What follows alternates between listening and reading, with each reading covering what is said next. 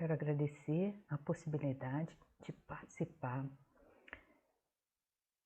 do congresso organizado pela SOGIPA,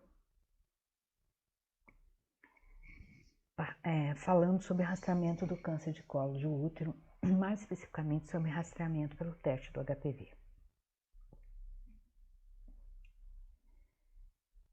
Eu sou Maria José de Camargo, sou doutora em saúde da mulher, sou colposcopista, não tenho conflito de interesse, esse é o tema que eu vou falar e minha prática profissional. Para falar de câncer de colo, a gente tem que dar uma olhada na situação mundial. Se nós olharmos esse mapa, você vai ver que os países verdinhos são os que estão em melhor situação socioeconômica e tem as menores taxas de incidência de mortalidade para o câncer de colo de útero, que é uma doença vinculada à pobreza, né? A um rastreio precário e a uma dificuldade no tratamento, dificuldade de acesso ao serviço de saúde. O INCA estima para esse 2020-2022 cerca de 16.590 novas mulheres com câncer de colo de útero. Um risco de 15,43 para cada 100 mil. Essa proporcionalidade para 100 mil nos permite comparar a situação entre os vários países. Então a gente vai ali e vê que o Brasil está naquele amarelinho entre 15 e 18. Na verdade, pelos dados do INCA, seria um amarelo um pouquinho mais escuro, né? Ali nessa informação que vem da OMS, parece um pouco melhor. Mas você vê que quando você olha o Brasil, a área azul escura, onde a incidência varia de 20,9 a 33,5, se parece com algumas áreas vermelho bem forte, né? Quase aquele vinho ali que estão entre 30 e 35. Regiões muito pobres do planeta, né? E quando você vem naquele azul clarinho ali no Brasil, você vai ver incidência da ordem de 5,9 a 12,3, que corresponde aos verdes, não o verde máximo escuro, mas a países com um bom nível de desenvolvimento socioeconômico. Então, nós temos incidências tão baixas quanto 5,9, tão altas quanto 33,5.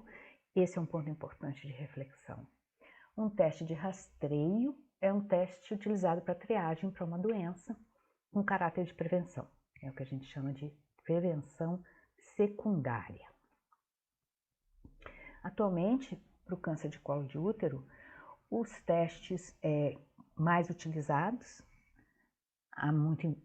eu sei que há mais investimentos na utilização de algumas outras técnicas, mas o que a gente tem na prática é o teste do HPV e a colpocitologia. Colpocitologia que está aí desde os anos 40 e o teste de HPV introduzido mais recentemente, nas últimas décadas, e o coteste, que junta os dois num mesmo material colhido da característica celular, presença ou não de vírus de alto risco. O que mudou entre o rastreio pela citologia e pelo teste do HPV? A citologia é um método de baixa sensibilidade para rastreio. 60%, quer dizer, ela deixa passar mais ou menos 40% das mulheres que têm doença. Doença, estou dizendo, é alto grau, acima de NIC2. Mas, por outro lado, ela tem uma excelente especificidade, ou seja, quando uma colpocitologia diz que há uma lesão de alto grau, a probabilidade de ter é muito grande, porque trabalha com aspecto morfológico, né, celular. O teste HPV trabalha com as características genéticas do vírus, então vai detectar vírus, então ele tem muita sensibilidade, só que ele vai detectar, não deixa passar, quer dizer, não deixar é impossível, mas deixa passar muito pouco, vai pegar as mulheres doentes, todas, doentes que precisam de tratamento, estou falando de doença pré-maligna em princípio, mas também vai pegar mulheres que só estão com vírus, né? Então, você tem que estabelecer critérios de uso do teste para que isso não traga mais malefícios do que benefícios à mulher. São os guidelines, esse é o último guideline brasileiro, foi adicionado ao anterior, 2011, que foi revisto em 2016, esse é um adendo 2018 para a utilização do teste para HPV. O teste de identificação viral não está disponível na rede pública brasileira, isso é uma outra discussão, eu nem sei se ele seria tão fundamental, a não ser que a gente tivesse um cenário de rastreio organizado, que é o que está dito aí, ó, nessas diretrizes.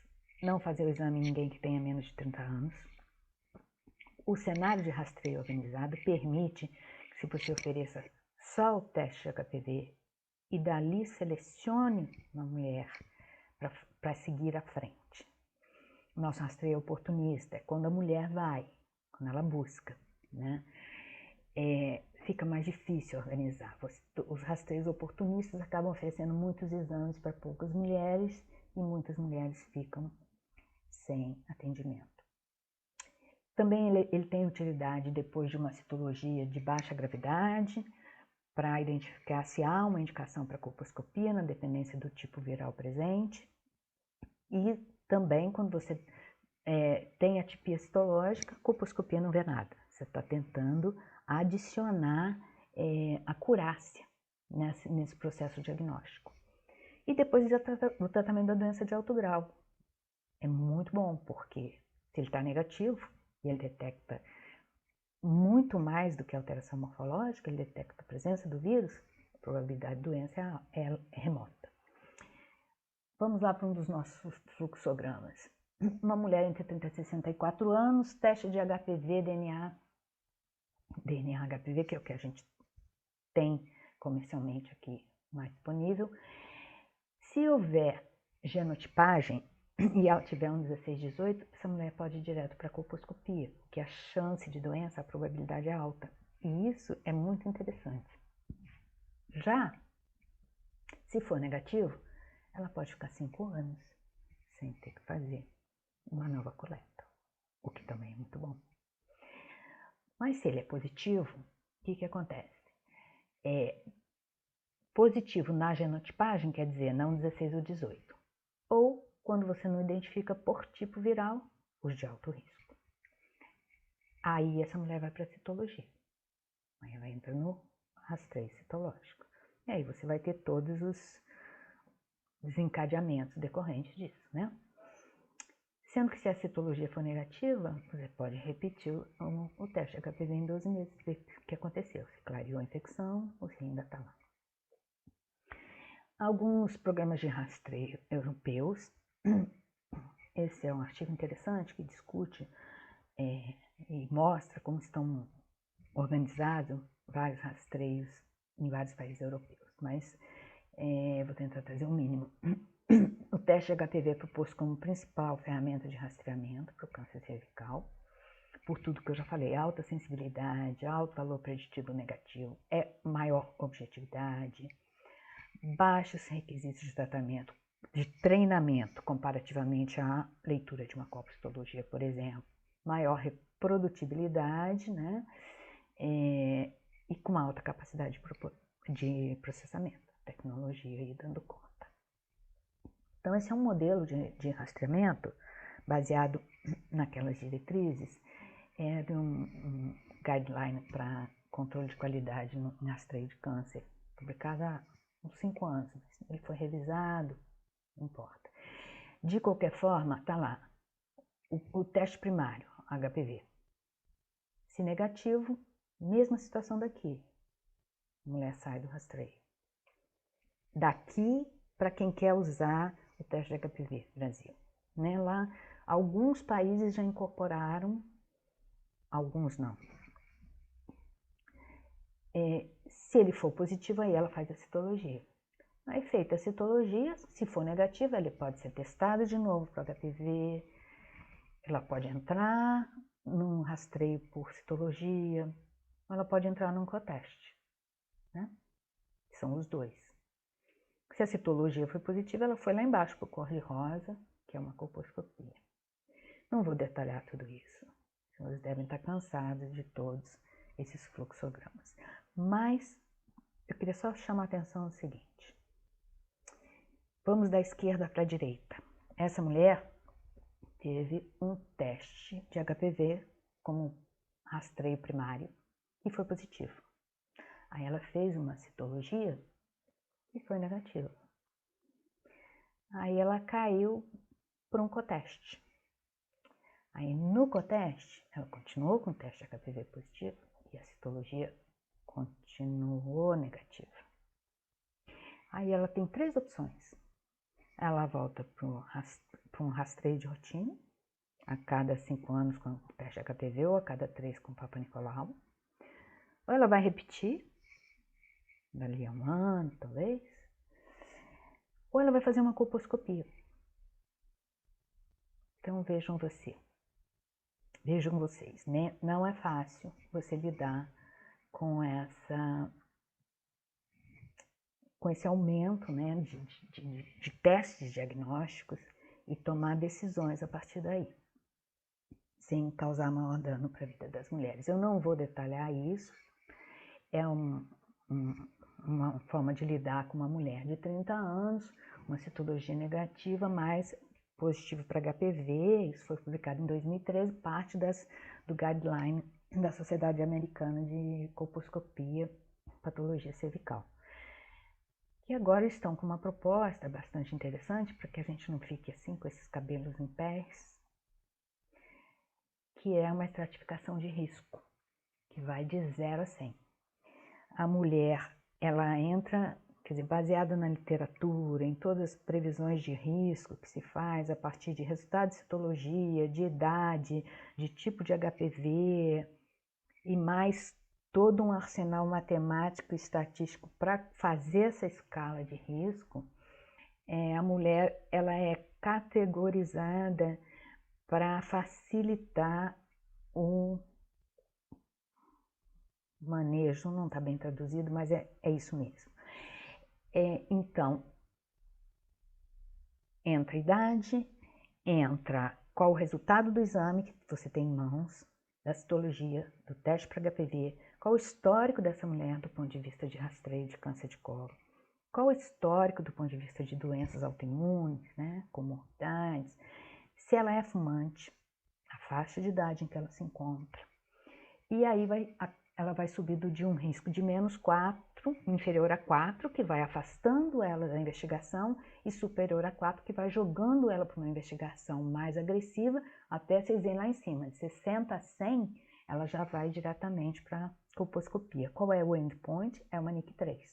É menos de 4% de chance de NIC3 ou mais de 4% de chance de NIC3. E você vai lidando com isso. É uma forma de colocar, vamos dizer assim, nos números, todo um pensamento clínico que a gente habitualmente utiliza, né? Talvez otimizando, facilitando, tem que testar isso, né? Analisar o que acontece depois de alguns anos de uso disso, se cai a mortalidade e se a gente faz menos intervenções nas mulheres. E aí, usando aquele aplicativo, está simulado aqui um cenário clínico. Uma mulher de 23 anos, com uma citologia ASCOS e HPV de alto risco no seu primeiro exame de screening. Aí você vai lá para a direita, você vê citologia ASCOS, HPV positivo, e se ela tinha algum resultado prévio de rastreio, não. Você vai te jogar para a próxima tela, que eu não vou entrar aqui. Mas olha o que chama atenção. A menina está abaixo da idade de rastreio, inclusive nos Estados Unidos, o início é 25 anos, e ela fez um teste, uma pesquisa de HPV de alto risco aos 23 anos, onde existe um consenso que abaixo de 30 você não faz. Então não há protocolo que dê conta de desconhecer as situações básicas de doença. E agora eu quero finalizar falando de uma iniciativa da Organização Mundial de Saúde para acabar com o câncer de colo de útero. Essas são meninas sendo vacinadas em Ruanda. É um marco histórico numa assembleia da OMS de maio do ano passado. 194 países pactuaram algumas iniciativas para controle, não, para acabar. É uma coisa bastante ambiciosa, mas não é impossível com câncer de colo de útero, porque é uma doença prevenível e tratável nas suas formas iniciais. As metas são para serem cumpridas até 2030, para que em 100 anos a gente tenha menos de 4 mulheres por 100 mil morrendo a cada ano por câncer. É o 90-70-90. 90% de mulheres vacinadas até os 15 anos. 70% de mulheres rastreadas com teste de alta resolução, como a pesquisa do HPV, o teste HPV, aos 35 anos e novamente aos 45 anos. E desse rastreio que você fez, 90% das mulheres precisam ser tratadas. E 90% das mulheres com doença maligna ser tratadas ou pelo menos ser cuidadas. Então, a meta é que todos os países cumpram essa meta, 90, 70, 90, até 2030. Isso é muito direcionado nos países de baixo ganho econômico, né? De muito baixo ganho ou de baixo, médio, né? Como o Brasil. Então, é muito provável que a pandemia tenha um impacto em todas as outras metas de saúde a serem atingidas, mas é importante, é possível. Por que 90, 70, 90? Porque está lá o pico de infecção do HPV, começando lá no início da vida sexual. Então vamos pegar as meninas que têm câncer de colo e vaciná-las, que é um câncer ainda que não faz sentido você ver tantas mulheres morrendo no mundo. Rastrear entre 35 e 45, porque é aí que você consegue ter maior eficácia terapêutica quando você identifica a doença, né? Você não espera que a vacina vá zerar tão rapidamente a doença no mundo e a gente nem sabe se vai zerar, mas essa é a realidade hoje. E tratar, rastrear e tratar. Esse processo, rastreio e tratamento, se não acontecer, não há técnica de rastreio, não há técnica terapêutica que dê conta. E, para finalizar, tá aí.